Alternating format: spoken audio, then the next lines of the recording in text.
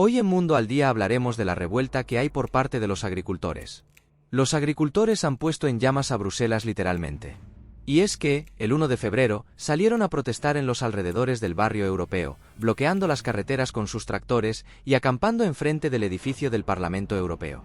Esta ha sido tan solo una de las muchas protestas que ha habido, y es que, aunque este asunto ha sido muy sonado desde mediados de enero, lo cierto es que en otoño de 2023 ya había agricultores protestando en lugares como Francia, Países Bajos o Polonia. Ahora, sin lugar a duda, la situación ha ido a más. Teniendo protestas también en Alemania, España, Bélgica, Rumanía, Grecia, Italia, entre otros.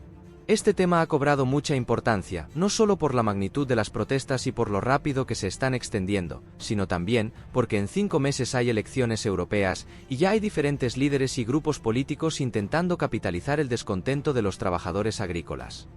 Además, lo curioso de todo esto es que no hay una única respuesta para explicar las protestas. A pesar de que los agricultores europeos tienen quejas similares, lo cierto es que luego en cada país hay unas demandas muy diferentes, hasta el punto de que los agricultores franceses están echando la culpa a España e Italia, luego los españoles se la echan a Marruecos y los agricultores polacos se la echan a Ucrania.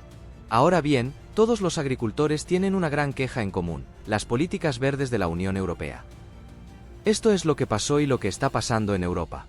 Pero te lo vamos a contar más detalladamente en este vídeo, donde responderemos a varias preguntas. ¿Cuáles son esas quejas que tienen los agricultores? ¿Por qué las protestas se están extendiendo tan rápido por varios países de la Unión Europea?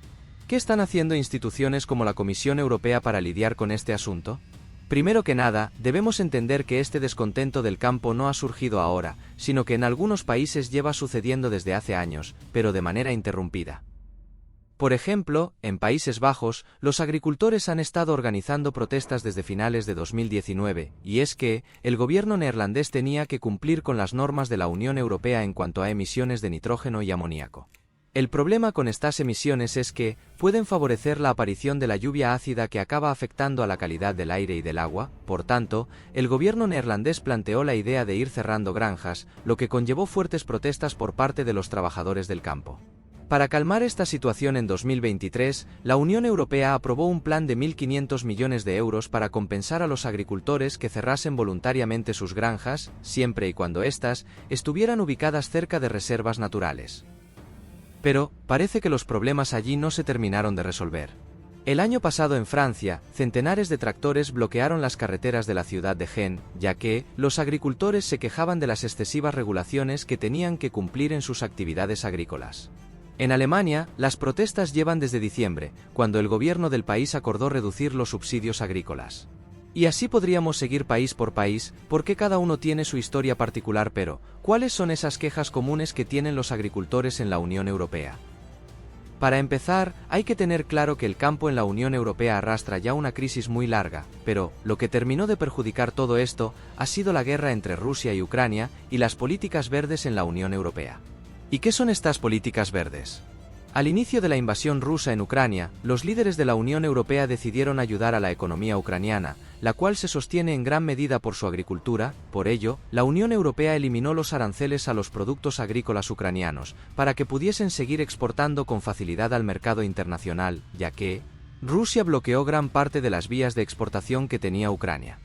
Sin embargo, al final, los productos ucranianos se fueron quedando sobre todo en los países de la Unión Europea, por los que transitaban como Polonia o Rumanía.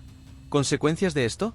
Había mucho trigo ucraniano acumulado en estos países, haciendo que los precios cayeran y que los agricultores polacos y rumanos no pudiesen competir contra los alimentos de Ucrania, que de por sí ya entraban más baratos y en algunos casos sin cumplir con todas las exigencias que la Unión Europea impone. Esta ha sido la gran queja de los agricultores del este de la Unión Europea, algo que también ha afectado al resto de la Unión Europea, aunque en menor medida. Y en cuanto al Pacto Verde Europeo, los agricultores se quejan de que está profundizando en la competencia desleal de países terceros, es decir, que hay alimentos de países que no son de la Unión Europea que entran al mercado sin tener que cumplir con tantas medidas, como los alimentos que son directamente cultivados en la Unión Europea. Y es que, algunas de las medidas verdes obligan a los agricultores a limitar el uso de fertilizantes y pesticidas, y así, asegurar un mayor bienestar animal. Además, los agricultores también se han visto afectados por la inflación y por el cambio climático que ha secado, inundado o quemado sus cultivos, provocándoles pérdidas de dinero y sobre todo unos costes de producción más altos. Por este motivo, otra de las grandes reclamaciones de los agricultores es detener la firma de tratados comerciales como con el Mercosur, ya que temen que las importaciones extranjeras baratas puedan aumentar en la Unión. Lo que significa repetir la situación que tienen con los productos ucranianos pero ahora llegando de países como Argentina o Brasil.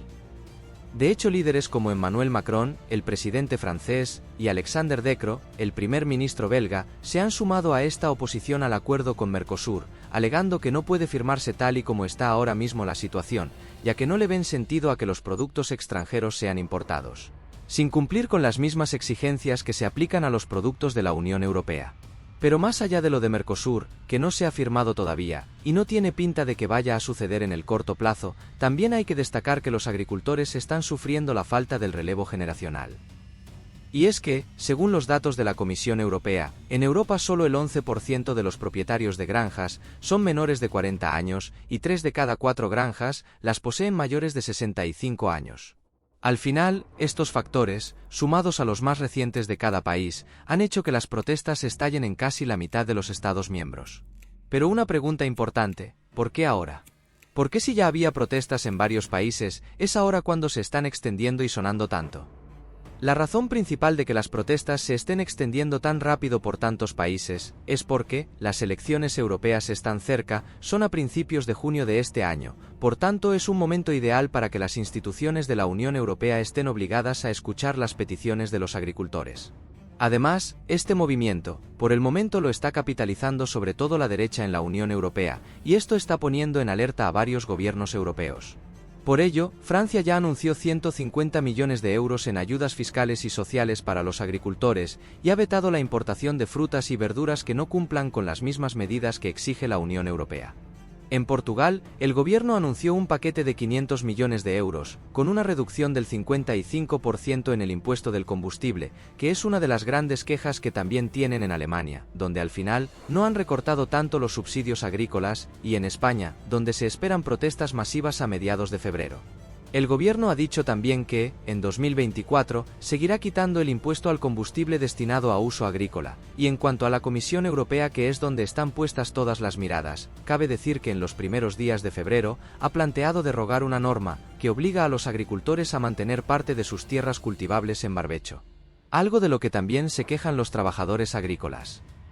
Sobre el tema de Ucrania, la Comisión ha propuesto extender hasta 2025 las ventajas comerciales que le ha estado dando para apoyar su economía, pero ahora se impondrán restricciones al azúcar, aves y huevos, que llegan de allí, para no perjudicar a los agricultores de la Unión Europea.